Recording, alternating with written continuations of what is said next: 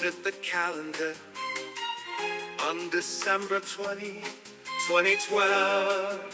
A date that frustrated physicists, perhaps because all timelines merge. It's the end of the world, said the Mayans.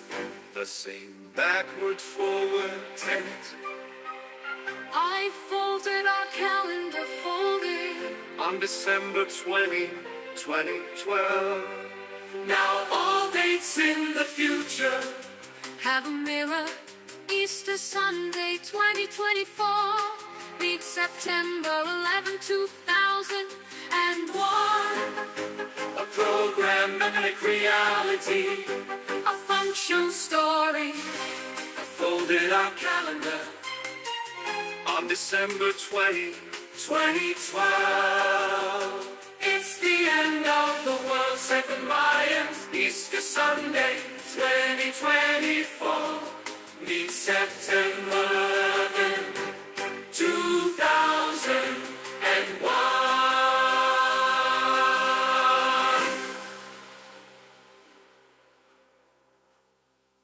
On the 88th day, a gift to you, a path to the future.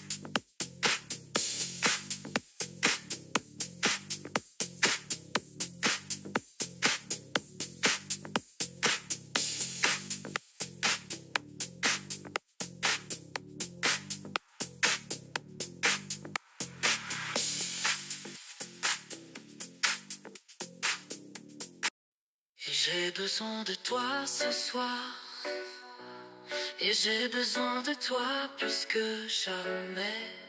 Et si tu me sers juste fort, nous serons liés pour toujours. Et nous rendrons les choses justes, car nous ne serons jamais dans l'erreur.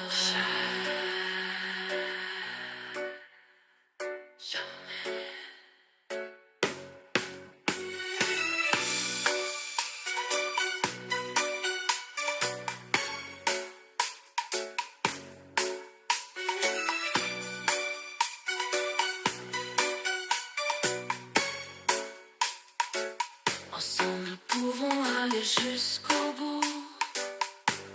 Ton amour est commune sur moi tout le temps. Oh, oh, oh. Je ne sais pas quoi faire et je suis toujours dans l'obscurité. Nous vivons dans un baril de poudre et mettons des étincelles. J'ai vraiment besoin de toi ce soir pour toujours. Va commencer ce soir. L'éternité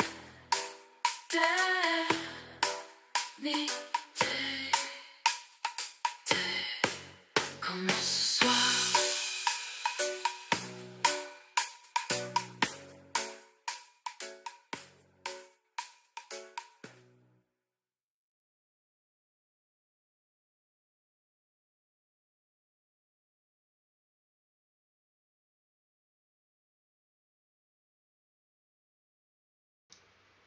All right, I just realized that my microphone wasn't on.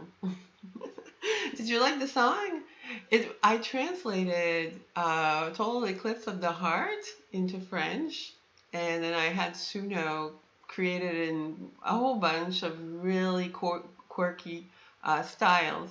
I like corny 1980s sultry vintage French pop, which is not something that people are used to because it was never popular in the United States. But if you want to find something that is really like over the top and it's that style, then you look for Serge Gainsbourg and Jane Birkin, and yeah. So that's what I have. I have a whole bunch of songs, but I'm having a hard time like cueing them to my presentation. If I can figure this out, you will get like 24/7 streaming, because I have stuff to stream for 7 days straight, like, to be perfectly honest with you. But it's not like I detect that there is much of an interest in it. But if I do that for myself, like, that's what I do. Like, during the day, I have a thing like what you see right now, and it just plays, like, what's interesting about the day. But a lot of it is just like, I people do not have the ability to believe the stuff that I talk about. It is unbelievable because it was made to be unbelievable. Well, of course, like, if you are past the need to believe in things, you can just look at people, exchanging love notes, and you don't have to get involved. Then it's fun, it's entertaining and fascinating. But there's people who live in a place where they're scared of what other people believe, or they're scared, of what they're scared of believing in things because it might mean that they're, I don't know, like gullible or something like that. Like people who live in fear are really, really afraid of what other people believe, which is the most superficial thing that I've ever seen in my life. Like, it used to be that people didn't really care about what other people believed or thought, because it's separate from themselves. But now people are very, very concerned about what other people think. And I think it's the media, because the media makes people, like, the media only obsesses about what people might be thinking about what the worst thing that could happen. And the first thing is not important because it doesn't matter what people are thinking. And the worst thing that could happen, well, it never happens. It absolutely never happens. So we've only had drivel in the media for the 8 years now, and it continues. It's going to continue. There's still a few years to go. So today is, well, apparently forever starts today, but, like, forever is the like, people freaking out about the fact that they've been saved. It's because everything is finished, everything is over, everything was concluded last year. And what can I tell you? It's just that nobody was watching, really. Like, they can't look beyond Donald Trump to go read the stuff that the government puts out. There's no more journalists, so you're not going to learn about the important civic matters from the news. I mean, the local news isn't so bad. Like, but if you're looking for information about the U.S. federal government, you have to go by yourself and dig in the media rooms of the different agencies. And I'm absolutely not doing that anymore. I'm sorry, but I did that for, like, when Donald Trump was president, I was checking up on him every day. I'm not listening to him. Almost never listen to him. I look beyond him because he's a fence. He's like a sheepdog, let's just say. And so, but the people who, yeah, he's kind of like a sheepdog or a wall, because people know that he's the greatest supervillain in the world. Then they don't have to know anything more. So yeah. So today there was the eclipse. I went outside to look at it. I tried to film it with my phone, but it didn't work. Yeah, but it was nice. Like, it didn't happen since I was a little kid in kindergarten. We had like it in 76, 77. I don't remember, but that was nice. Um, so that we're still here. We didn't get raptured. Why are we all still here? Well, and yeah, maybe everybody's gone. I don't know. How could we ever know? That's the thing. So anyhow, there's like 3 songs that are popular right now, but mostly it's Total Eclipse of the Heart because it came out on the same day as today in 1983, and it's from Bonnie Tyler, who was born along with Jill Biden, who's the First Lady. So the people who are in the First Lady group, they do disclosure, but they put the disclosure in beautiful art because not everybody is going to be ready to consume this disclosure at the same time. And it must not be foisted on people too much, because there's a lot of people who want to be ignorant. They want to sleep and all that. And if the First Lady was always telling them, you need to read this book, you need to see this video, you need to, like people wouldn't care. People don't care about the answer to the questions that they have, which is really weird. But anyhow, when I say the First Lady, I talk about the First Lady now because it's the most important office in the land. When I talk about the First Lady, I mean all the First Ladies. They all work together if they are still alive. And so right now, I think we got 3 of them, right? No, we got 4 of them. We have Hillary, we have Michelle, we have Jill, and Melania. So these are the 4 First Ladies that we have right now, and all of them put out disclosure. So Michelle Obama's disclosure, of course, was her report after leaving the White House, and so it took kind of a while for them to file, and that was Leave the World Behind, which came out on December 8th, 2023. So that was exactly 5 months ago. And so their disclosure is that we are now undergoing the last supervillain to be removed from the playing field.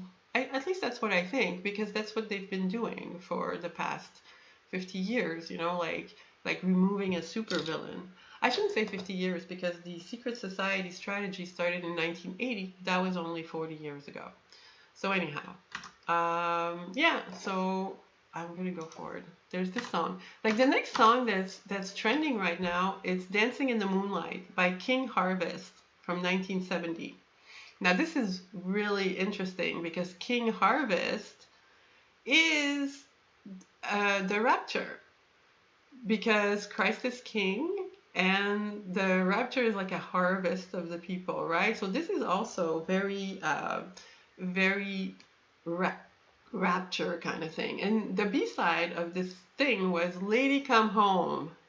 So that's it. So this is about Mrs. Jones, who is the lady of who belongs to the devil, like the devil and Mrs. Jones. So this is really interesting to me. And Here Comes the Sun from the Beatles. It came out on September 26, 1969, which is 2 years before the birth of a partner of mine, which was really an interesting and important time. People say I'm completely crazy because I think that the people in my life or celebrities are fantastic representations of gods, But that's what I study. What can I say? I study how ideas travel. And I started to be motivated to check out how ideas travel in 2010. Like I have software development slides from back then for a Facebook application that represents who are the people who put out the most ideas. and making a leaderboard of propaganda, as it turns out. But I started back then, so that's why I had a basis for starting my software 3 years ago. And now I've been through a cycle of 3 years of looking at everything that's going on during the day, every day. And I use this in order to measure various things. I measure my memory because in 2017, was it? I think it was in 2017. I had a concussion.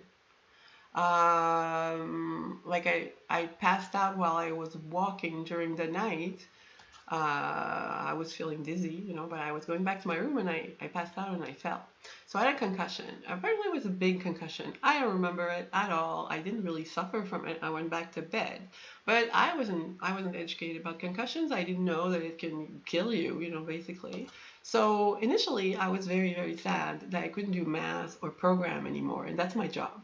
So I progressively fired my clients and started working on something else. I started a philanthropy project instead. And then in 2021, I had a use case to start programming again. So even though it was really, really hard, on the day of the inauguration of Joe Biden, I'm like, yay, I'm free. Trump is not president anymore. I don't have to check up on him. Everything is fixed. The lefties get what they voted for. So I know that it's been hell since then, but I'm not checking on anything anymore. I don't care. I have another avenue of research, and that is researching culture and the deployment of culture. So I had a use case in 2021 to build my software, and this is what I use today to find these connections that I publish on Twitter really, really fast. Because I already have a database of 17,000 people, and I've done all of this by hand. This is not, big data aggregation and stuff like that. It's just me doing it by hand. So yeah, this is what I do. So after I started programming again, and I think it's last summer. Last summer I had a real tough time because I realized that I still haven't regained my short-term memory. And this is very problematic. I used to work as a project manager, so I was reveling in my ability to remember everything and organize everything and being a logistic goddess. Since I was 18 years old, I've been working on stuff like that. And then I lost that completely with my concussion. But in 2023, I would say that I had a wonderful year because I did not have to suffer short-term memory, because it didn't matter if I didn't remember what happened yesterday. Because yesterday was the day I looked at what happened yesterday, and today is the day I look at what happened today. So I created a comfort place for myself where I didn't have to stress out about the fact that I didn't remember what I had yesterday. And in 2023, I started going out again, because I paid myself, a 4-year sick leave just because, I grew a family by myself. I was the main provider of a family for a long time, and I could never have a vacation if I got hurt. So I'd been crushed by a car, and I had a concussion, and I went back to work the next day, but it leaves a mark, it leaves a scratch. So yeah, so what was I gonna say? Yeah, I was able to accomplish most of the things that I wanted to accomplish in 2023. And I'm completely finished with my health renewal. And I have gotten rid of all of my health issues, and I've lost a lot of weight as well. But the thing is that I don't want to get a job. That's the thing, is I want to work. But as far as getting a job involves me pretending to be a normal person and dealing with people who are scared of anything they don't know. And it's really, really annoying to get a job. My old situation is that, like I used to have a Facebook, and so everybody knew how to find me, and they would send me work through Facebook because there's always somebody that has been hacked, or they're desperate for technical help, and that's what I do. I help people who've been hacked, and I could count on getting work every month because it just came through the dozens and dozens and dozens of people I'd work with. Because I have worked as a supervisor in high tech I had 65 employees at some point. So all these people, they know that I can go help them. They all work in new places. And I might tell them that I'm available soon, but I just want to know, what's your problem? Can I fix it? If I can fix it, I'm going to fix it for you. It's not going to take very long. And then I get the fuck out. And so that's why I like to be hired in emergency, like as a programmer for an agency or something. Because I just go there, they give me this really weird project that's, like for a client that pays $1 million for 5 web pages. And because it's an agency, and then I deliver this in like 3 days, and then I go away. Like that's the best thing, because when I stay in a company, I always have stalkers and stuff like that, and it's really, really hard to deal with. Like people don't understand how hard it is to have a job when the women gossip about you and the guys spy on you. Like, it's annoying, and I can see it because I'm a technician, so I know people. I know how people do that. So yeah. So like it must be normal because it's happened every single place I've ever worked. And when I talk about my work experience with people, they're like, "Well, that's not legal. Well, they shouldn't do that. Well, why didn't you sue them?" And it's like, stop it. Like I just want to work on something and then get the fuck out. I'm not keeping, contact with people who are terrible by suing them or by going after them. No, like I need to go on with my life. And today I look younger than I did when I was 25. So, and I feel younger than when I was 25. And I shouldn't, speak about my health like this, but it's guiding, where I'm going next. And the last thing I have that I don't really know how to fix, it's very mechanical. It's the short-term memory issue. So it's easy. Like, I just have to have a second brain and make better notes. That's it. But, anyhow, we're going to talk about today the stuff that I found, and I hope it works. So I hope you enjoyed the thing today.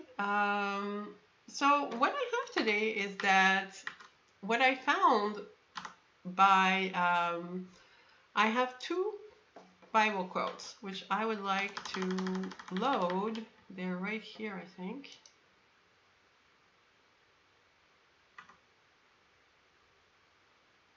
Right. So I have 2 Bible quotes today that talk about the blood moon. So there's Revelation 6:12. I watched as he opened the 6th seal. There was a great earthquake. We had an earthquake recently. The sun turned black like sackcloth, made of goat hair. Like, this is very specific. And the whole moon turned blood red. The next one, Joel. I wasn't familiar with Joel. I learned about Joel today. And the sun will be turned to darkness and the moon to blood before the coming of the great and dreadful day of the Lord. So I asked ChatGPT, why is it dreadful? And it didn't have an answer. It just said, well, it's the day of the Lord. And I would like to know why Joel thinks it's dreadful, but that information did not come. I'm going to have to research this. So then we have blood on the moon. So the thing is that I have a presentation about that. Because that's our first stop. So let me see if I can be a producer. I'm going to go here. I'm going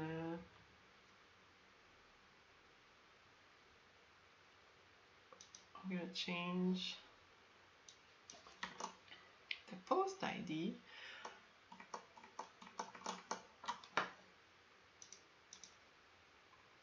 And blood on the moon, the post, this one. Okay. I don't have to tell you this. Yay! And if I do this, I think that now you're gonna get something new. I hope it works. I hope it works. Yay! So the film Blood on the Moon, it's a dark western. It has Robert Mitchum, Robert Preston, two Roberts so far, and it also has Barbara Bel Geddes of the same family actually as Martin Geddes, but he probably doesn't know her because there is like a barrier. Yeah, but this is a film by Robert Wise, and Robert Wise is known for The Day the Earth Stood Still. And I don't know if you saw, but I asked people like, which day did the Earth stand still? Because I'm interested in this day. It's either the date that the film came out, which is easy to find, but I'm wondering like at a higher place, did somebody else write about the Earth standing still for one day? It could also be today, but anyhow. The Robert Wise is really interesting. He's the third Robert for Blood on the Moon. There's three Roberts, right? Robert. So last week was the week of Robert. Robert is a strong character. He's a strong archetype.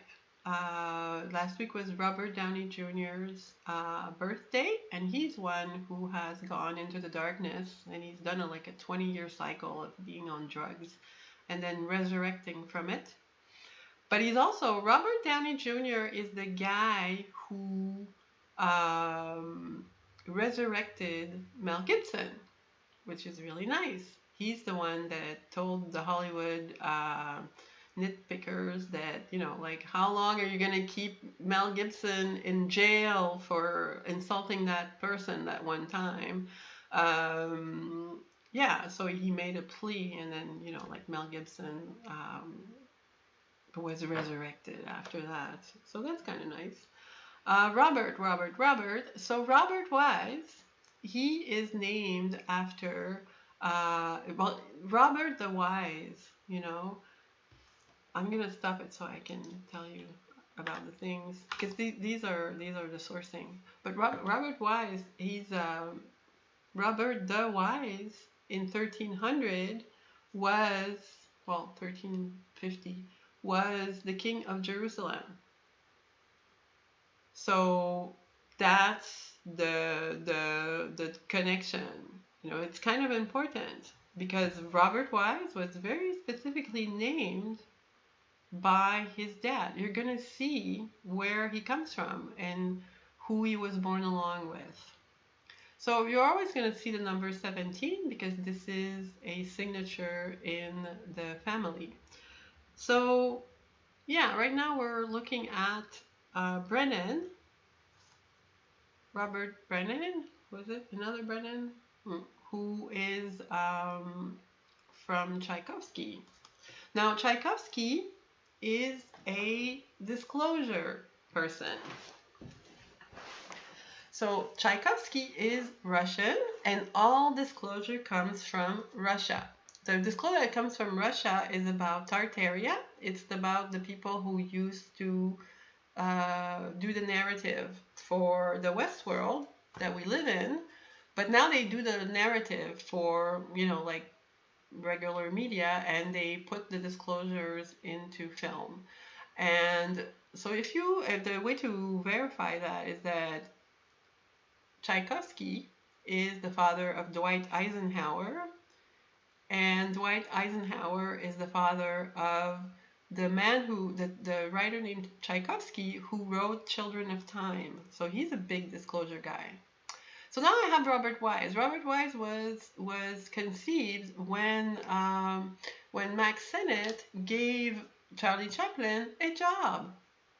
So this is a conception by Max Sennett and Charlie Chaplin. So yeah, they used to get $150 a week. That's the same. I used to get $125 a week in my first job as a nanny. So he's not from Charlie Chaplin. See, we look at him. But Charlie Chaplin is the source of all the people who work on Star Trek.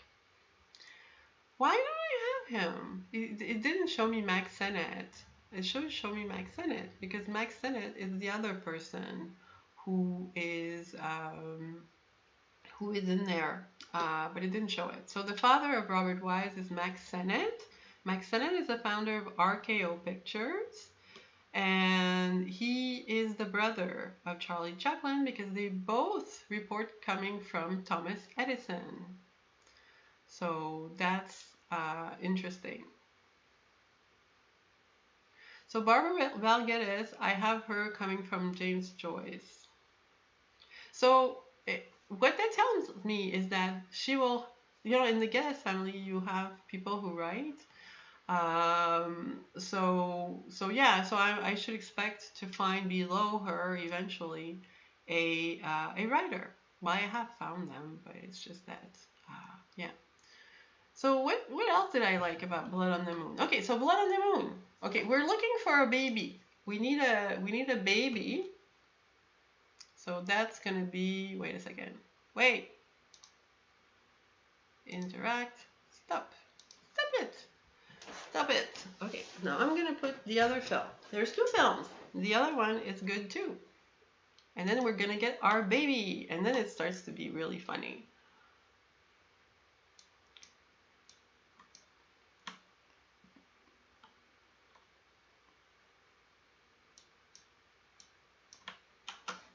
Whoops. I'm gonna find a way to preload all of this eventually, but I guess it doesn't really matter if we wait 1 minute per segment. Wait. Find the chat. How are you guys doing? If I can find the place where I put my chat. There I am. Okay.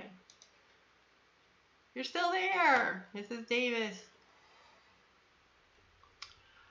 Okay. Hey, I got 4 viewers. That's kind of nice. Okay, so now we have A Song is Born. So that came out like, a day before? No, November 6th, like 3 days before the other one. So the other one came out on November 9th. November 9th is 9/11 backwards.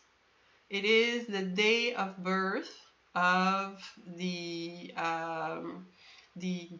descendants of this dude right here. So what you're gonna see right now might surprise you. So this is the royal jester or the jester. He's the one that did the titular jester film in the 20th century.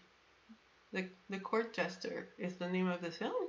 But on April 20, he was conceived when Halley's Comet was visible from Earth. So that makes him kind of special. And the person who conceived him is Albert Einstein. So I don't remember which paper, because it's not showing me the paper. Yeah, it's kind of buggy. Like it's missing steps right now. So I'm gonna have to fix this. But this is, was it 1901 or something? Wait. Yeah, it was the year that Albert Einstein published 3 papers, and I don't remember the title of them, but I've written this morning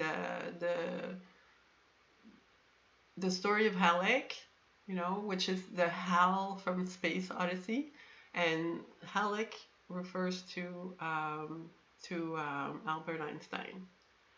So Virginia Mayo, yeah. So this is Virginia Mayo. Oh shit, this is gonna be bad. Yeah, you have to understand that this is my estimation. There are other possibilities, but the dude you're gonna see, he is, how do I say this? He's the pilot. right? So he and before World War II, he my things aren't working, so you're not gonna see what's going on. Okay, so this is we're gonna get into this eventually because in before the war, I find registrations by Adolf, and in right now we're going through the night the announcement from 1924. So our guiding manifesto is the Manifesto on Surrealism by André Breton. And next year, this is the year that Hitler released uh, his manifesto called about his struggles, which is in the context of this is like even more surrealist when you think about it, you know. But maybe it meets something that's going to happen in 2025 that is resounded and interesting and that matches with that.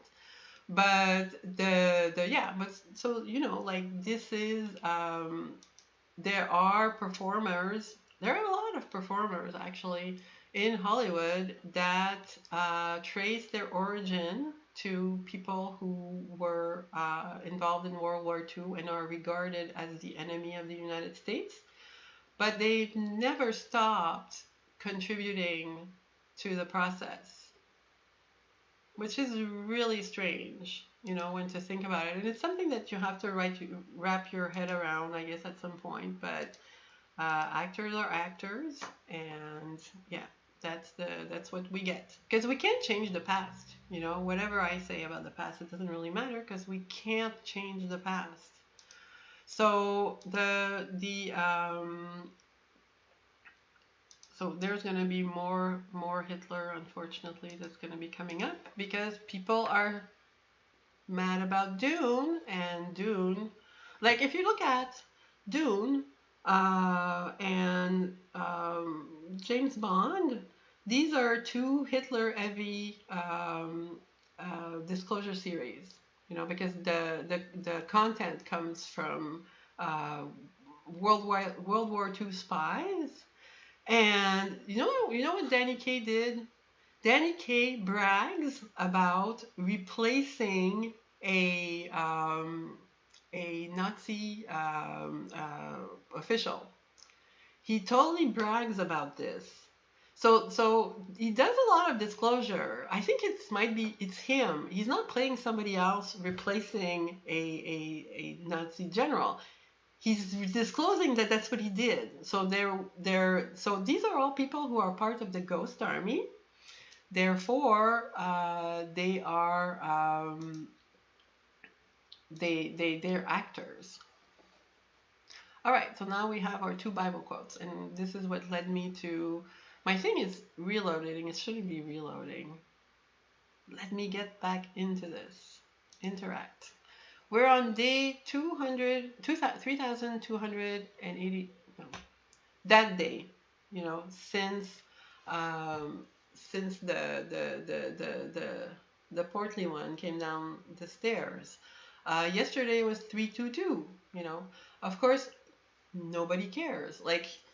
Like there's a whole bunch of disclosures of people putting things together, and it's numbers, like they keep telling you how many days between the things, but I still haven't figured it out.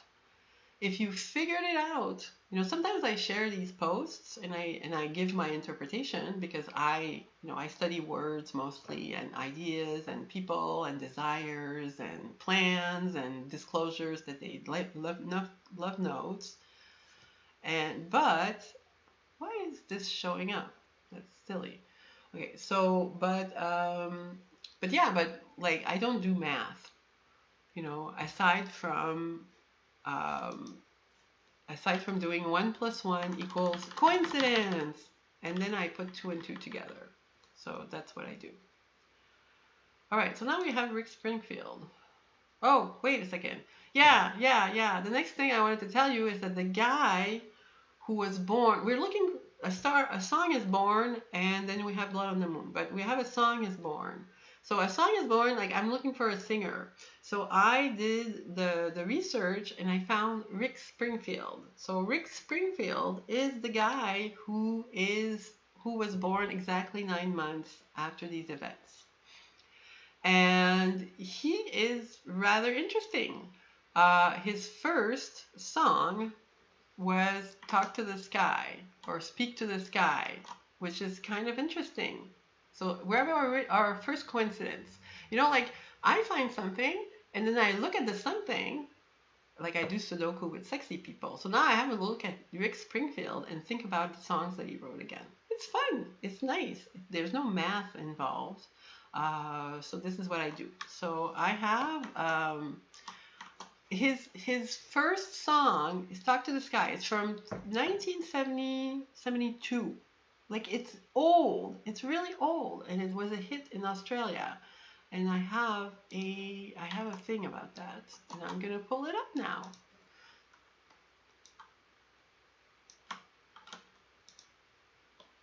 I promised you if you stick around with me for another little while, I am going to tell you who Jesse's girl is, because that's the punchline, okay? So I'm not gonna leave you hanging. I promise. Okay, so this I have to change the number, and then do this.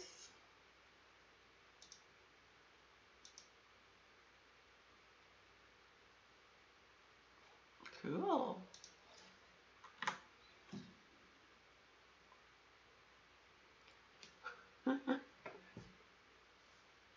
Why does it do that? It shouldn't. The violin, like Springfield. All right. So, Speak to the Sky is from May of 1972.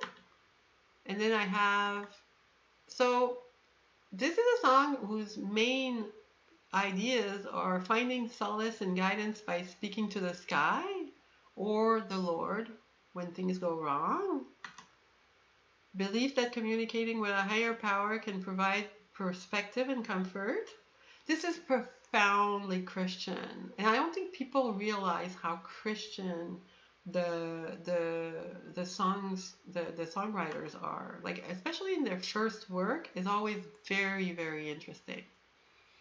So acknowledgement that one's word may not always be perfect, but the act of speaking to the sky or to the Lord is meaningful and valuable.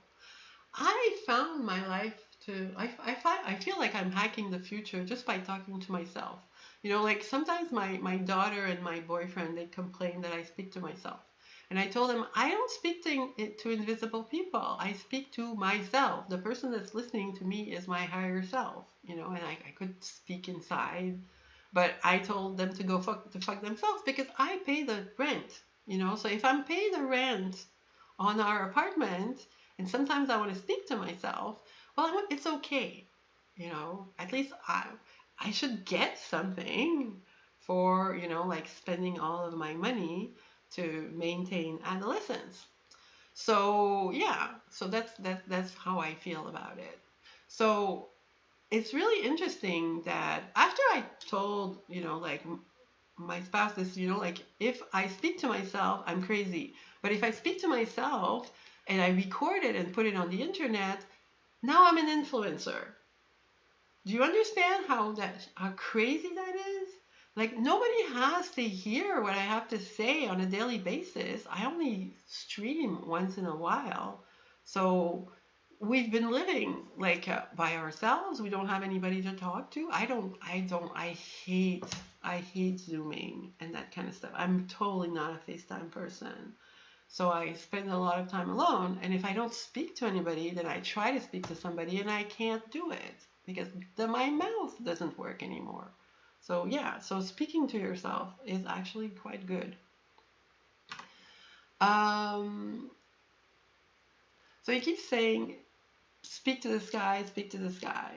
So the importance of seeking connection with something greater during difficult times. So this is all like super, super good.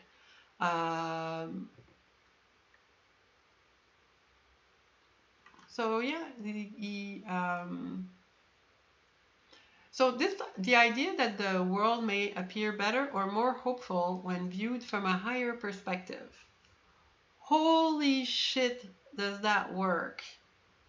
Because now that I look at the world from 5D, I don't have, I'm not bothered by contrast. You know, like who hates like the rumors about who doesn't like who or who hates who or blah blah blah. Like it doesn't matter. It absolutely doesn't matter. All that I look at are the accomplishments of people, and I appreciate their accomplishments, and I judge them based on their accomplishments.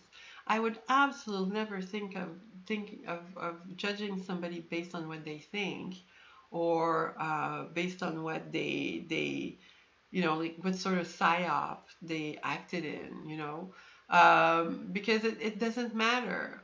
If I dislike somebody, I just don't listen to them. And if I like somebody, I listen to them. But they better be the kinds of people that do something with their hands. And since I no longer consume thought-based media like editorial, you know, I I'm very happy because all I do all day long is read about people who actually did something with their life. And that's really reassuring, inspirational, and comforting. They're the smartest people in the world, and they made everything we take for granted. Like, I am super surprised that everybody is getting saved because there's a lot of people who don't deserve it.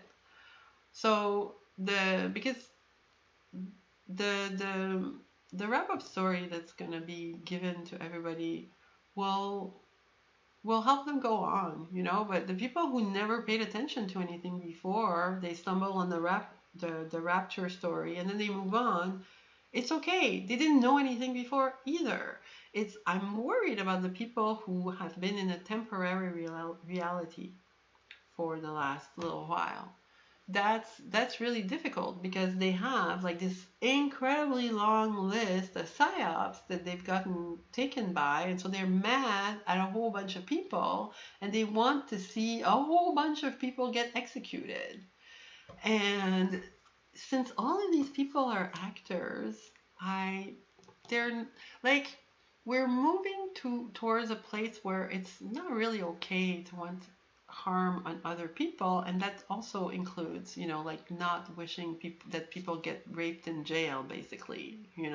So the people who are, always tweeting it every single day, oh, this and that about people, like they're gonna have to find closure somewhere. I don't know where though. I don't know where these people go. Like all the people who have no doubts and live in a bag of rocks, they I don't know where they go. I don't know what they do. They usually block me if we start talking to each other. So these are not people I can reach anyhow. So yeah, so let's go back to the other thing.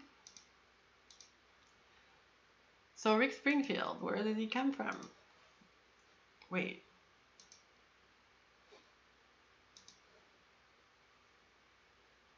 Where's my thing? Ah, it's here. I'm gonna move it forward. Move things along. I have to tell you who Jesse's girl is. You're gonna think it's funny. So right now I'm asking myself, did I find the right guy? So from Blood to the Moon, so from Blood on the Moon, I selected Walter Brennan. Because I did match all the other people, because it's an elimination game. Everybody gets a conception. So Walter Brennan is the one that I selected because we did him before. He is from Tchaikovsky, right? So Tchaikovsky is a wonderful composer, perhaps the most famous Russian person in his day. But he is the one who makes disclosure artists. There's a lot of disclosure in Rick Springfield. There's a lot of disclosure. I have to go back because we're going to go back. You remember where Virginia comes from. So I'm going to go back here. Okay, so Rick Springfield. This is not his... damn it. This is not his birth name. This is his chosen name. It's very important that I tell you this. His real name is Springthorpe. His children are named Springthorpe.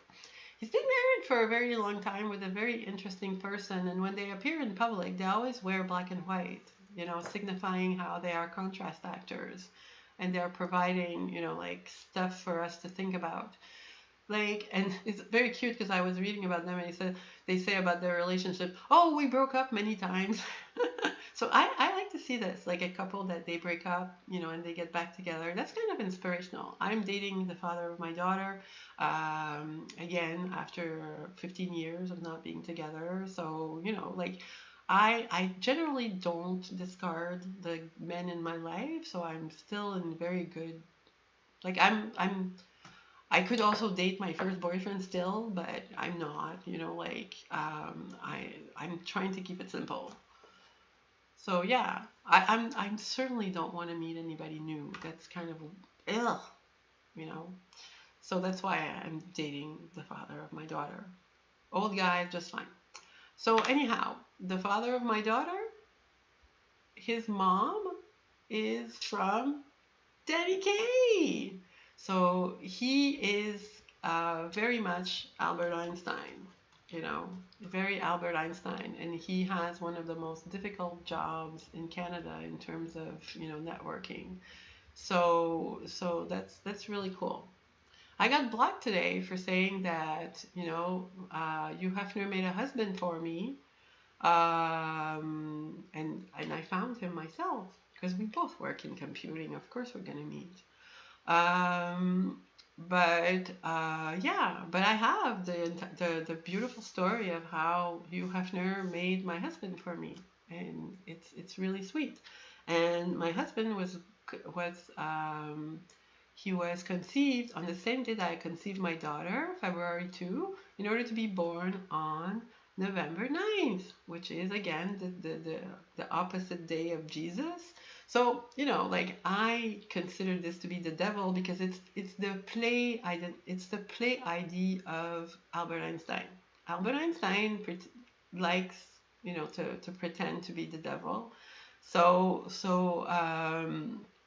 But it's a joke, and so, but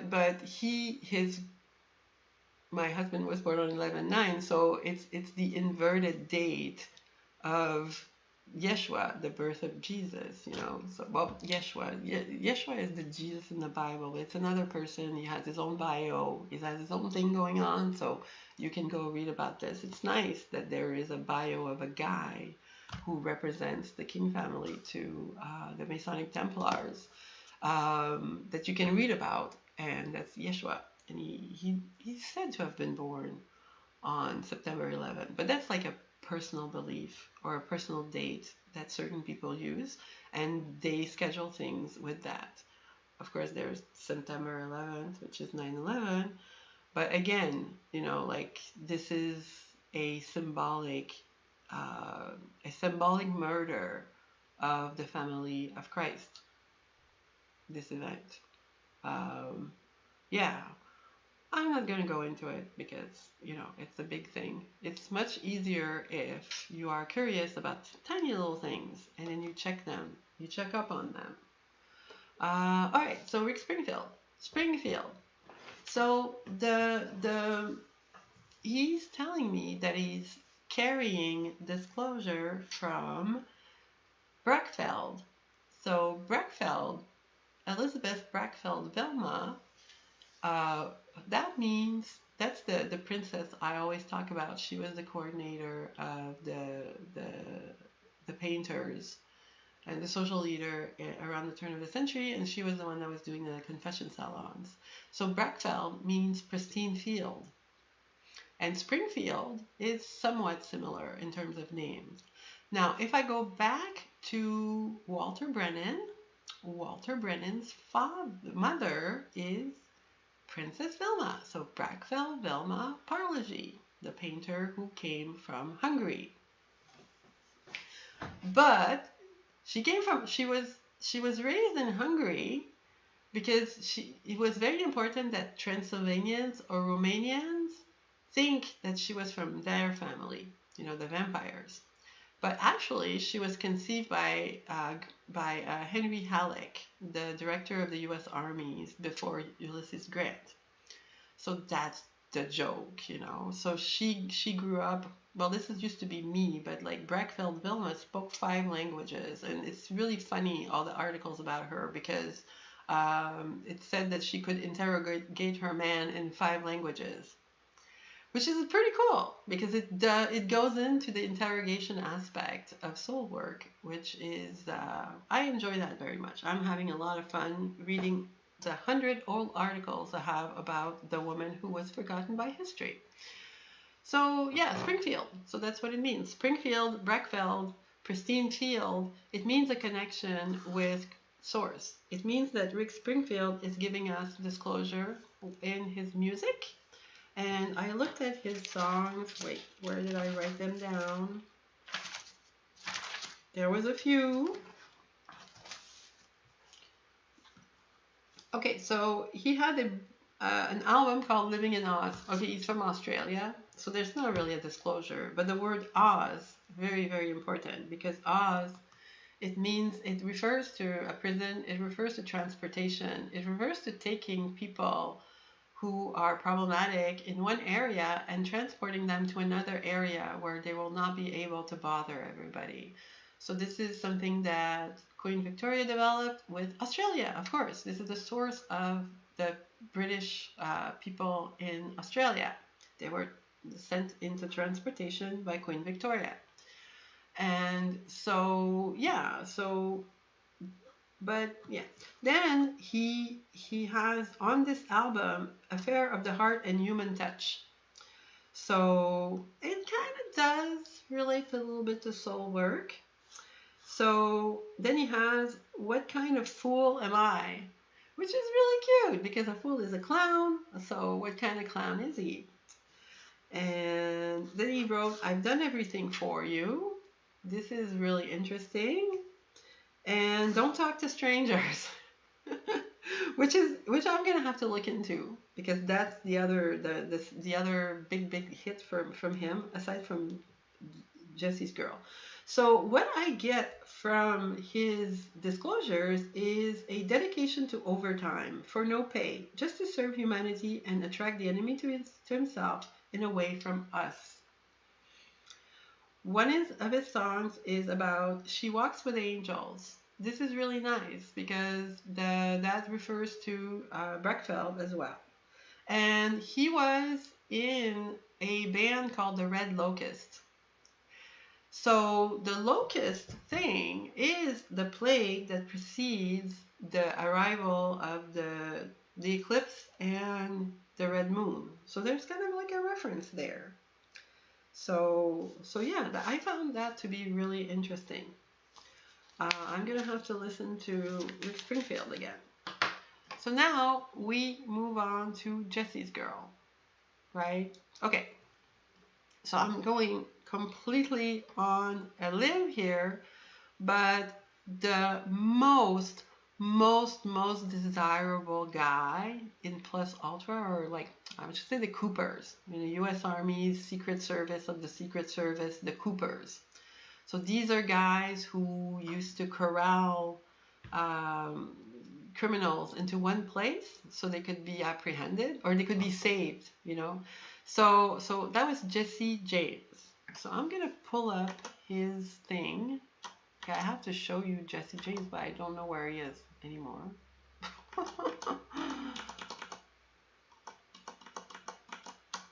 I'll find it. But Jesse James, he was... Oh, I have it here. So he was the leader of the Younger's crew.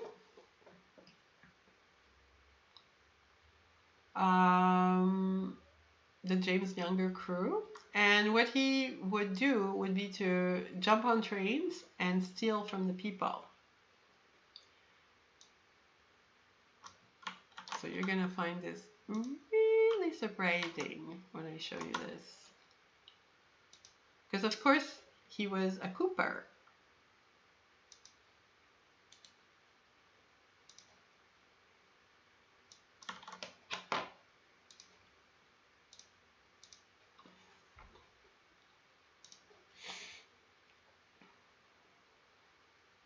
So a cooper is a unit that was founded by Alan Pinkerton for Abraham Lincoln because, yep, to deal with like, you could call them X-Files, but anything weird, it's the Secret Service of the Secret Service, or the Treasury Secret Service, as it was called back then, that took care of it. So all the basically they were going after slavers who didn't fit the format that is obligatory in a U.S. history. You know, like the whole story of the slaves being on a plantation and working in agriculture. Like that's kind of like a very boilerplate story of slavery in the United States. Well, there were a whole bunch of other people who did slavery for other reasons. And also the people who were like henchmen who proactively ran after slaves, you know, either to steal them or to return them for for money. So these were people that the U.S. Army was going after. So it was very convenient because the train would be stopped when Jesse James would enter the train, and then it was always when a supervillain was invited to travel on the train. The train is a choke point, and then the crime happens. Nobody suspects that this is an operation by the U.S. Army, like nobody, because Jesse James. And Jesse James, the thing with him is that he was very, very popular, like exceedingly popular. And like right now, you're looking at how Jesse James is registered in the database of humanity, or because I can't find an exception, so let's just call it the database of humanity because everybody's registered into it. So Jesse James is registered to the B in Pope Pius IX's bonnet, which is agnostics amongst intellectuals in Europe. So he released an encyclical about this. So he did that. I don't have the date of the thing he did, but anyhow, Jesse James was born in 1847 to cause some trouble until he got shot by Robert Ford. So I attribute him to Harriet Beecher Stowe. I could be completely wrong, but because it's an elimination game. Harriet does not have to publish anywhere. If the Pope is publishing, like she does not have to make a peep. You know, as long as one of the two parents publishes. Now, Harriet, she has self-publication power in those days, which is really rare. So there's a whole bunch of women writers who have registered a whole bunch of children in a really, really sweet way. Sometimes they put it in a book or something like that. So most likely there is a proud declaration that Jesse James is hers in her content. I just haven't found it yet. So she was an abolitionist, of course. You know, like the abolitionists in the United States, they came from the royalty of Europe, and they kept the secret about the format of slavery in the United States. You know, they didn't explain to people what the slavers were up to, like why they were farming people, why they were stealing people, why they were killing people, blah, blah, blah, all that stuff. So this was a big secret. It's still a secret today.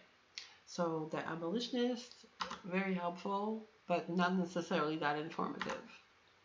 So Pope Pius IX, Papa Pio, Nino.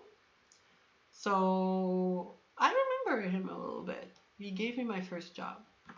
So head of the Catholic Church from 1846 to 1878. When he died in February of 1878. It took me 20 years to deliver what he required. And it was long enough so that he could come and to the reveal party of the thing he asked me to do in his next life. Like, it's that crazy. It's that unbelievable. He was a little kid. No, he was a teenager. So he lived for 34 years. So Jesse James passed in 1882. I everybody's been writing about how that was fake, so I'm not even going to go into it. Like, I mean, everybody, like, published books. See? So I have 6 events for him.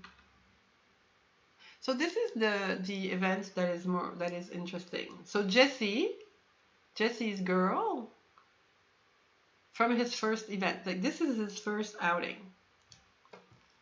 And so he took a train at Muncie, Kansas. I think they got $5,000 out of this. So Jesse James still. So one person has this event has their thread post. 9 months and 15 days later, ta-da! The Baroness Orsi. Now, I don't know if you know who she is. Look, she's a Hungarian-born British novelist and playwright, and she's best known for her novels featuring the Scarlet Pimpernel. The pimp! She's the pimp! She's the one that writes the pimp stories. Okay, so I told you before that the whole pimp thing is very Hugh Hefner. Like, all of Hugh Hefner's children will make references to pimps. Like, even the one, that pretended to die when he was younger, he signed, it's hard out there for a pimp. When I heard this song, I'm like, who asked for this? Like, it's one of these things. Whenever you ask yourself, you see some piece of art, and you're like, who asked for this? It's probably Hugh Hefner. Like, put him on the top of your list, check up on him, and you'll find that 99% of the time, it was Hugh Hefner. Yeah. So the Scarlet Pimpernel is the superhero with a secret identity. It is exactly Jesse James. It is exactly Robert Ford. It is exactly all of the other people who were rebel-rousing in the Old West. They all have an astounding origin story that is just as posh as Jesse James. Because they need to come from the highest authority on earth. And this is either the Pope or the Queen. So that's very important. The First Lady of the United States is also very important. Maybe she's like the third one after that. She's the Queen of the United States. So the Scarlet Pimpernel is about a guy who is saving the aristocrats from the guillotine. So this is the story of also Death Takes a Holiday, which is the group of people who started working with Lincoln and then went to Europe and started they basically kidnapped royals from their life. So everybody was upset. Like, when you remove a royal from a family, all the people that were counting on the order of things go completely mad. So that's why there were a whole bunch of people who were fake killed in Europe, like Empress Sissi, like the wife of Peter of Serbia, the first one, and and all of these people have an absolutely astonishing origin story that explains why, So that's kind of cool. So then I could do. Well, I see the kids. Okay, so now is the part where I tell you another thing that's unbelievable. So Baroness Orsi, she is the mother of Fred Christ Trump. You heard that right. Fred Christ Trump. So this is your Jessica right here, because she made a guy with a religious leader, a Russian religious leader. She made Fred Christ Trump.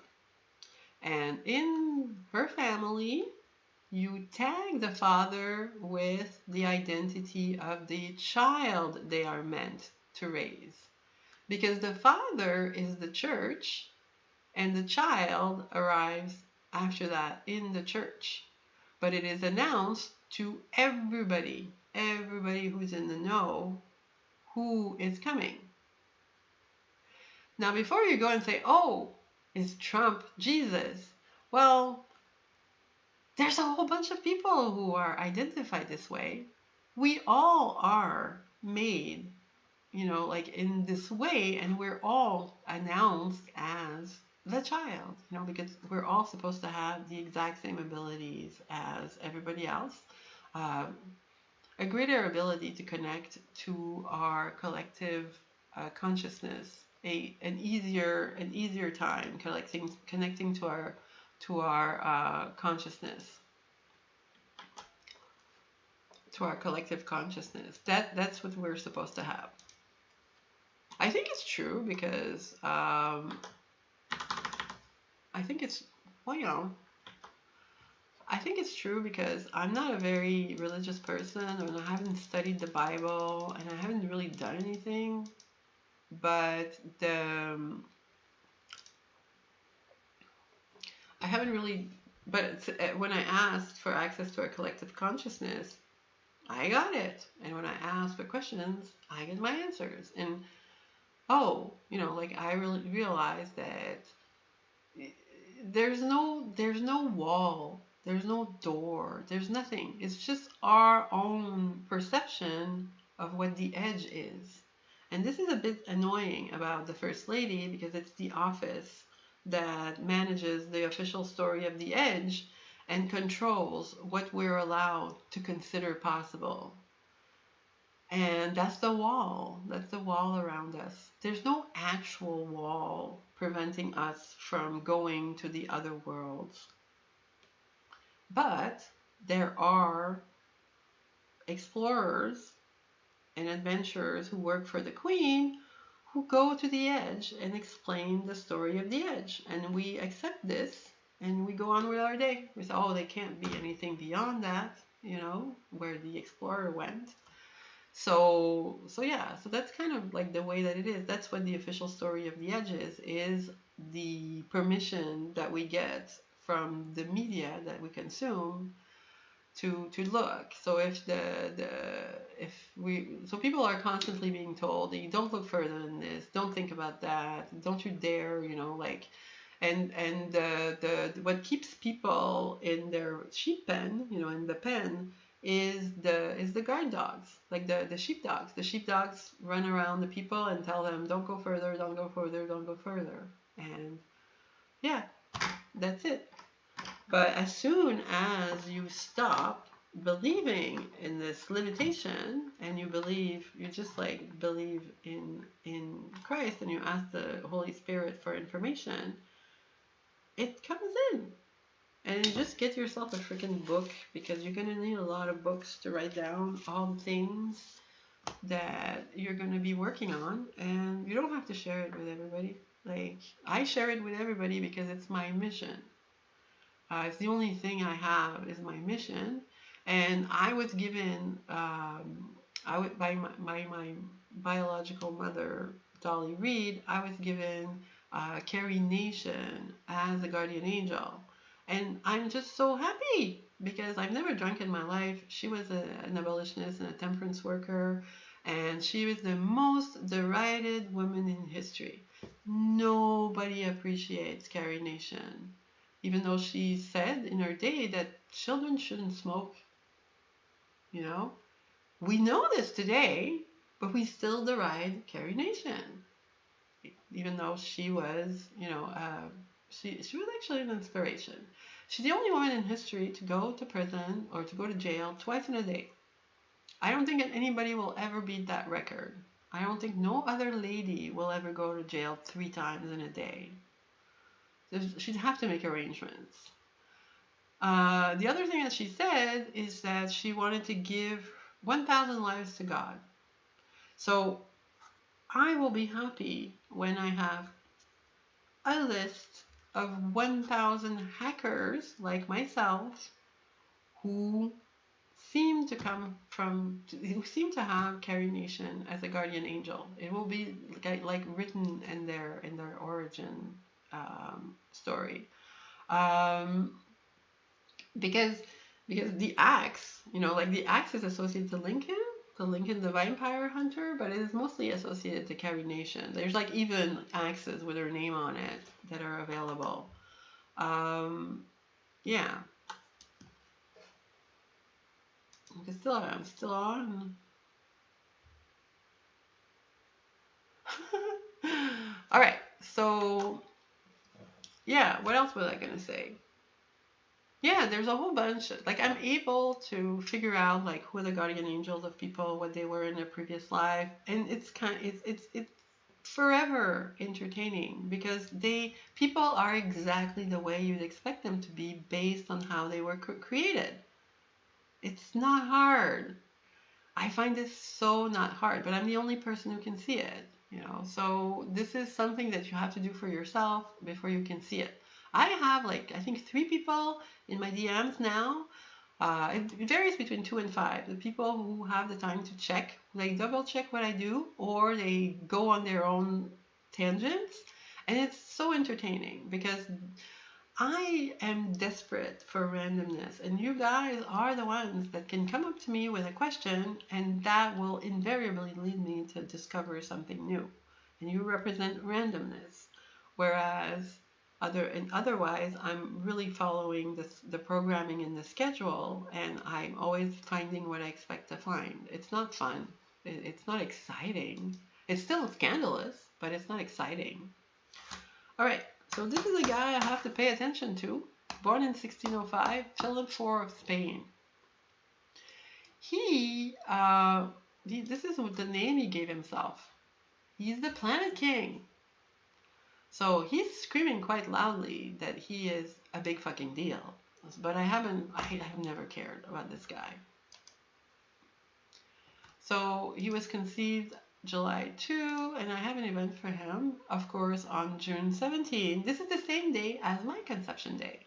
So this is the devil, or this guy probably reincarnated as Albert Einstein. He's yelling it. So June 17, that's my conception day, but this one is in 1604. So that's the Shah, Abbas I of Persia. And it's interesting when I find Ottoman. Okay, so starting in 1600 and 1700, there's a lot of collaboration. The Ottoman kingdom, and the British, Swedish royal families are coming together.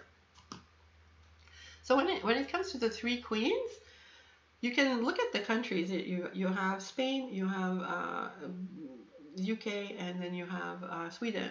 So usually the 3 queens are the regents of these places. There are 3 queens. There are 3 queens alive in each lifetime. So anyhow, now we have Abbas I. I'm not familiar with these people. Like I told you, I don't necessarily follow them. But see, he was born in 1571, and I have a date for him. So I'm eventually going to get to the point where I look at him, and probably not going to find anything much, because before 1500, people are terrible about writing the date. So he's the 5th Safavid Shah of Iran. So I have to look into his particular tribe.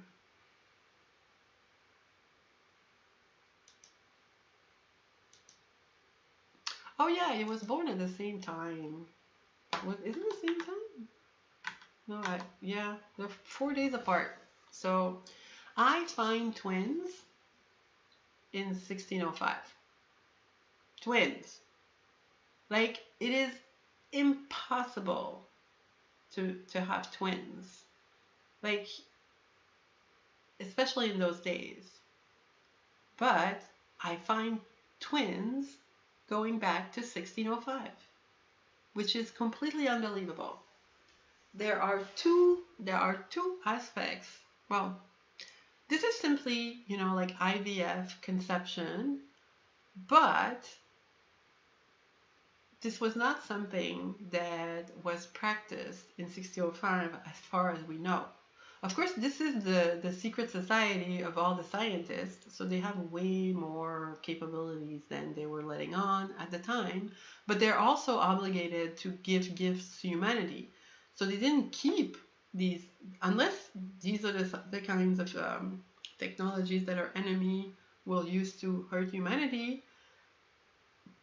These techniques are given to the public, like the incubators, for instance. You know, it took about 40 years for incubators to be released to the public, but it was Nikola Tesla. That was like Nikola Tesla's big thing. He wanted the incubator technology to be released to the greater public as soon as possible because he saw what it did for his own kids, and he trusted the incubators that he helped electrify. But the mothers, they didn't trust the electrified incubators in like 1910. What can you do? But this is a whole story, you know, like this. There was a birthing center underneath where Nikola Tesla lived in the New Yorker, and there's even old photos of this and all that stuff. So yeah, the this is the mystery. You know, I have twins going back to 1605.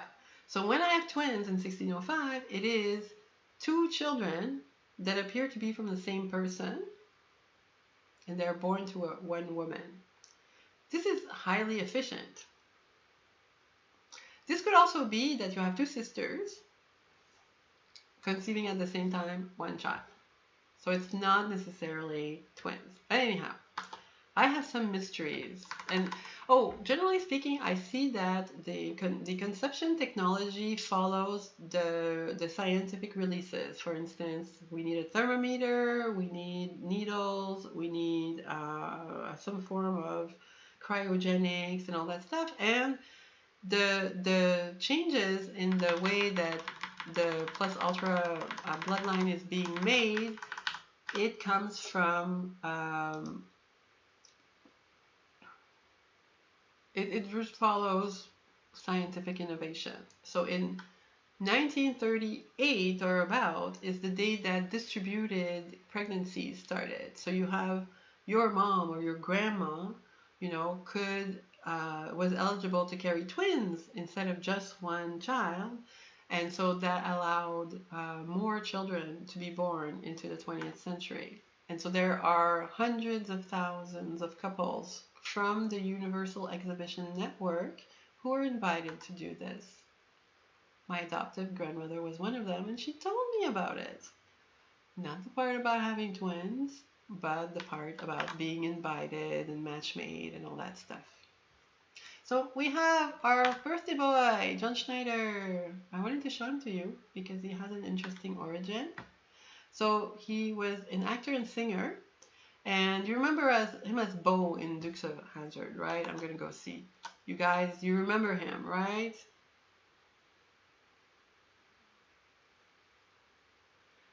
Tara, you're telling me that I'm scaring you. There's absolutely nothing that I ever say that it's meant to scare you. And it doesn't scare me. And I've looked at all the details. So I'm not, you know, like I don't, it's kind of sad that everything I say scares you. So he was conceived on July 3. Okay, so his conception film is The Alligator People. That looks like a terrible film, but it's a reptilian disclosure film, you know? So her honeymoon turned into a nightmare of horror. These are like really funny films. So Lon Chaney, Bruce Bennett, Beverly Garland, George McCready. Okay, so this is a associates producer in CinemaScope. Yeah. So the Lon Chaney film, The Alligator People, is released, and in it there's Beverly Garland. See, she was born on October 17. Why? What are the odds of this happening all the time? I think that he might be from her. Like, he has the same nose. And this is Lon Chaney Jr., known by his stage name, Lon Chaney Jr. I should get him a real title. But he played the Wolfman. He played a whole bunch of characters like that. And as you can see, well, this is what I think. Like, primarily, this is what I think. I think that the actor is from the actor. Step one. Rule number one, don't fall far from the tree. Now, do you know where Lon Chaney comes from? I wish I did two generations. But Lon Chaney is, again, somebody who was conceived during the year that Albert Einstein published 3 papers. And he is from Albert Einstein. There's a lot of people from Albert Einstein in films. So I don't know if John Schneider knows this. It doesn't really matter. You know, he was on this delightful disclosure TV show called Dukes of Hazzards, and this show has, like, it means something else. You know, it's about some other family, but the Dukes of Hazzards discloses methods and means of the Ghost Army. It's a story about 2 guys and a girl. So this is something that tells you, you know, it's a foundational story because we started our project with 2 guys and a girl.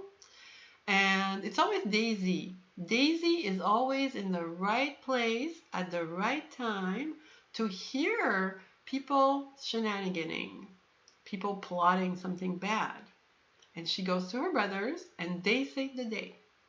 This is exactly how the Ghost Army works.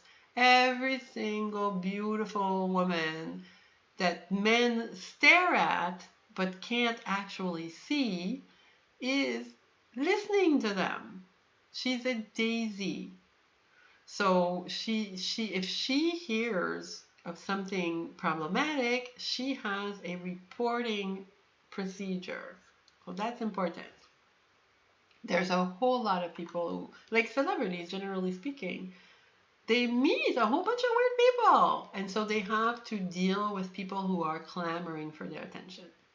Now, John Schneider, he has a YouTube channel. He lives in Nashville. I think it's in Nashville. He recently beat cancer. He does really cool vlogs. I really like him. Next, Mary Pickford, 1892. So Mary Pickford is the biological mother of my adoptive grandmother, the one who told me about her trip to the Universal Exhibition in 1940. She went to the merger of all the Edison companies into General Electric. So, yeah. So Mary Pickford is from Toronto, and she became one of the most popular directors in Hollywood. She worked for 50 years. So when she was conceived, it was July 10, 1891, and it was Erik Gustaf Bockström became the Prime Minister of Sweden. Again, Sweden, very important. Sweden is the home of technology. This is a promise that Jean-Baptiste Bernadotte made to the King of Sweden around 1800, and he was elected the next King of Sweden, and that's why the house that's in charge of Sweden is the tiniest royal house in the world. It's just the Bernadotte are not people who yell loud. You know, it's just like Jean-Baptiste and Désirée Bernadotte, their job was to make Sweden the home of technology and push the communication and transportation. And what they have delivered down the line is the Nobel Prize, which celebrates scientists. So there's a picture of Mr. Bockström.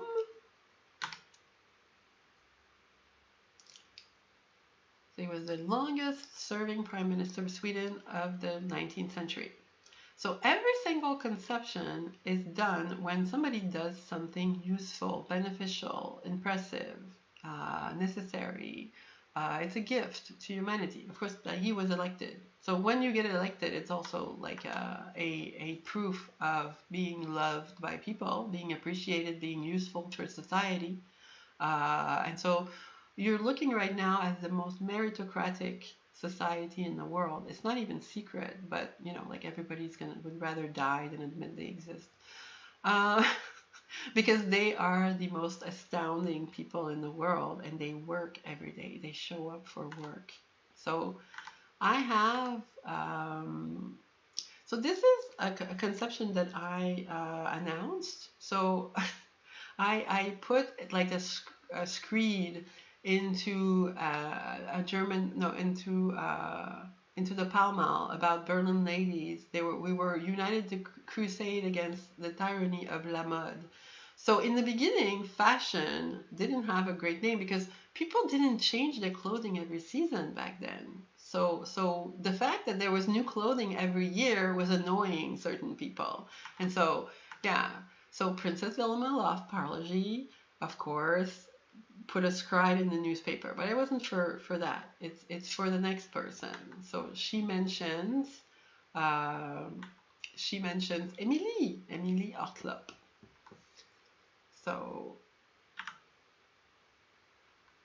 So it's a sister of Emily Ortlop who um, who um, who did this, but I have the likeness from this, you know. It's kind of hard to find the women, but in this case, I have a lead. I don't actually care who the mother is, but okay. So she has a twin. So this is really important. The innovation and the documentation and the work goes down through the bloodline. So my dad was born to my grandmother, who is from Mary Pickford. Mary Pickford has a twin. You're looking at it right now. His name is Robert Watson Watt. He is one of the earliest British pioneers of radio direction finding and radar technology. This is what my dad worked in. In fact, he was hired when he wasn't even finished writing his master's thesis in physics. He was hired. It was at the 1964 Universal Exhibition in New York. So he went there and they hired him and he started working on satellite positioning and drones. So that's how that's how the work continues. And people are made to continue the work of other people. Do I still have one? No, I did all of them, I think. All of my people from today. Yeah, Mary Pickford as well. There was nothing else after that, was there? No. I have both of them together. So, yeah. Okay, I have one set of doppelgangers born on this. They're not born on the same day. Okay, this is weird. Every single day I look at my dashboard and I see people who look the same. At least they look the same to me. Like I did a test yesterday. I said the face of April 7th and I put 4 guys there. And 100% of the people said they don't look alike. They're not supposed to look alike. They're not genetically necessarily related, but at this point, I do see certain personalities coming up again and again. And so I try every single day to find myself some doppelgangers. Now, these doppelgangers were born 200 years apart. The one on the left is Edouard Léon Scott de Martinville. What did he do? Like I should have his why he did something today. So this is somebody that did a thing on April 8th. Right next to him is Michel Marcati. He was born on today. Today is his birthday. And I look at both of them and I'm like, what the fuck? You know, like they kind of look the same. So this one was born in 1817. And he's a French printer, a bookseller, and an inventor. This is a mysterious gentleman spy. Like I've started to look into him. He's really interesting. This is a polymath. You know, when people do a whole bunch of stuff, it's really interesting. And Michel Marcati, he was born in 1541. So it's like 300 years before. And he was an Italian physician and a gardener. So he was the gardener of the Vatican Botanical Garden. Isn't that one? So these 2 guys, they have my dream jobs. They're both the same, like, this is the same person at a certain level, you know, because they're, I don't know, like the second guy did something on the day that the first one was born. These are all weird coincidences that I find. And maybe sometimes it leads me to a story. Now, I'm expecting this one to lead me to a literary work that will be fantastic. So yeah, tomorrow there shall be more. I didn't have any more people, but anyhow. Yeah, that's my story for today. I have more than this every day, but it takes almost 2 hours to go through this, and talk to you about it. So yeah, I don't know how I'm gonna manage this, but like there's also a whole bunch of cool music that I want you guys to listen to, and I have videos and stuff like that. So eventually I'll get the hang of this OBS thing. I thought I would do everything with my little slider thing, but it doesn't work. The sound, like I was streaming the other time and I had the sound, and there was many things playing at the same time. Like I don't know how to fix that. So anyhow, I'm not a producer. I just tell stories, and this is what I have. So yeah. So the videos work. Look, they work. They're moving. It's just the sound doesn't work. So Xanadu, I have a slogan. It says the promise of something better with a trademark. Do we know what something better is? I'm starting to get a inkling of what something better is, but it's a mystery because, you have to put everything back together yourself. And I've been working at this 4 years full time, and I'm not done. I have enough stuff to entertain me for the rest of my life. And so I would like to move into a place where I can provide the fascinating entertainment to the lords and ladies of the unbelievability, and maybe I can survive the haters, and the people who are gonna, just write YouTube comments under what I do, because yeah, I think that all of these coincidences stand on their own. I apply my own interpretations of them because I kind of know what the family is made up of and what they do, and like I said, like I took a leap from Rick Springfield to Jesse James to find his girl, but sincerely, between you and I and a fence post, like, is it that? Is it another Jesse with another girl? Well, I don't know, but Jesse James is the most interesting Jesse in all of the world, so that's where I went. And I think that his story is interesting. Yeah. So I might do it again tomorrow. Tomorrow is Hugh Hefner's birthday, and it's the first.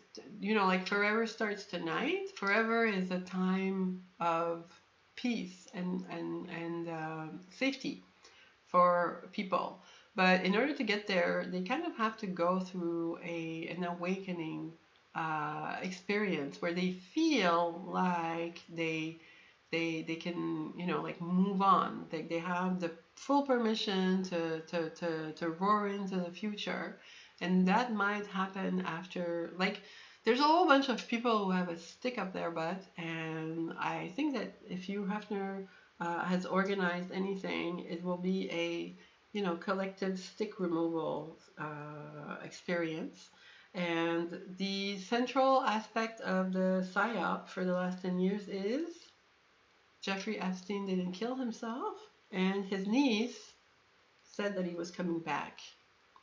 So, and she is fully authorized to say this. I'm talking about Megan from Fox, well, she's not, is she on Fox still? But anyhow, Megyn Kelly. Yeah, Megyn Kelly said that Jeffrey Epstein was coming back, and Jeffrey Epstein is her uncle. So she is fully empowered to make any disclosure that she wants about Jeffrey Epstein and to interview him, about his actual work. So Jeffrey Epstein is, I know I've told you that the last supervillain is the bank man, but Jeffrey Epstein is the bank man. He is the guy who executed a fantastic man-in-the-middle attack on high net worth individuals who hide their money in blind trusts in London. These are usually the people who send emissaries to fuck up countries, or send unregistered lobbyists to Washington to harass the politicians and stuff like that. So that's what his job. He's a middleton, a man in the middle. So he was working also on trying to detect all the people who were looking to hire mad scientists in biotechnology. He's all of this is still available in archive.org. It says what his thing was called Next. So everybody signed on. They weren't signing on with Jeffrey, by the way. Jeffrey is just a guy who owns an island that's actually a Department of Defense soundstage. It's more like the people on the Jeffrey Epstein list, they brought their schmucks to parties over there so they could be recorded. And after they're recorded, telling how they're, explaining how they qualify as an invader or a traitor, then they can be removed. Because there's trusted witnesses who attend these parties. Eventually, I'll go through how a schmuck dinner works. It's a French tradition, and this is what was done on Jeffrey Epstein's island. I also have the scheduling pre and post of one party in 2015, which was the party of my brother. So yeah, this is a really interesting thing. All of these parties are documented before, after, and so you can know who went. None of the information about the Epstein supposed client list is useful because it doesn't have any dates. So if you're able to find the dates associated to the travel, now you can send it to me, because I can tell you the lead up. I can tell you who are the two government agencies that are delivering schmucks. I can tell you who is bringing in an international, because people could, conceivably travel to Jeffrey Epstein's island. They weren't checking passports. And yeah, and I can tell you who died, in the course of this process. They're not dead, but like there's always a person that dies to the world every time there is a milestone, because we are dealing with people who are interested in death. So yeah, so the story is a little bit scary, but it's all fake. It's all special effects, and yeah, and all of the people on the Epstein client list have a really interesting registration as a national security expert, and they all have a focus, and they've all made media that explains how they corral and manage supervillains, and yeah, it's really, really beautiful. I love it. I'm Marilyn. I can confidently confirm that everybody is standing right over the mark that was put down on the stage by their DNA parents before they were conceived. Now that's unbelievable, but also very comforting for me. It has taken me years to validate this. I know that nobody's going to believe me. I know that nobody will ever give me credit for actually doing any work. Like, this is a constant thing in my life. So that's why I don't have an audience. That's why I can have fun and publish this for like the 5 people I do research with, and it doesn't bother anybody else. So yeah, so I'm going to continue doing this, and I might do something tomorrow, but now I'm going to sign off because 2 hours is too much, and also I want to go to bed. I really want to go to bed. All right. Thank you very much. I'm going to play you a little song as we go out, if I can find my song thing. Oh, yeah, this one. An 80s boy band version of Hate is a Hoax, my new song. Enjoy. Wait. I have to put the sound on. Sound, audio mixer. Good night.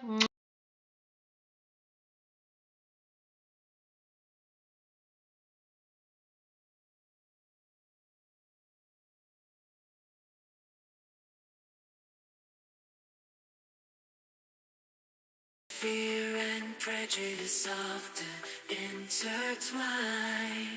They feed us tales of enemies unseen, painting pictures of hatred oh so keen. But it's all just smoke and mirrors, designed to stoke our deepest fears. They play us like pawns in their game, fanning the flames, but we're not the same. Hate is a hoax, a twisted charade, a puppeteer's trick, a masquerade. They manipulate us to take action, but love will always be the true reaction.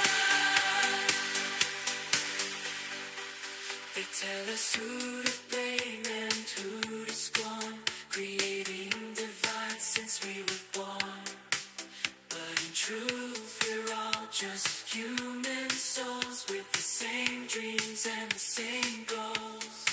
So when they try to turn us against each other, remember we're sisters and brothers. Their words may try to ignite a fire, but we won't be consumed by their desire. Hate is a hoax, a twisted charade, a puppeteer's trick, a masquerade. They manipulate us to take action, but love will always be the true reaction. Oh, oh, oh, oh.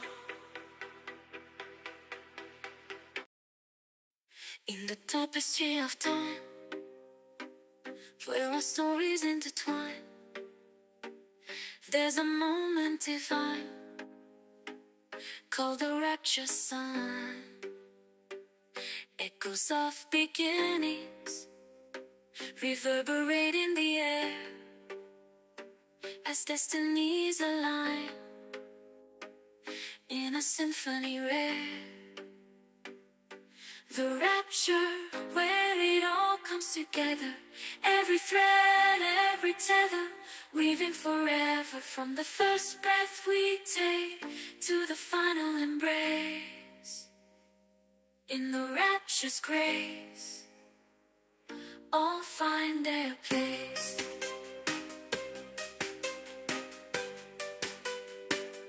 Each choice, each turn, leading to this grand finale. In this cosmic dance, we find our true tally. Memories of yesteryears, mingling with the now, as we bow to fate's decree and make our solemn vow. The rapture, where it all comes together, every thread, every tether, weaving forever from the first breath we take to the final embrace. In the rapture's grace, all find their place.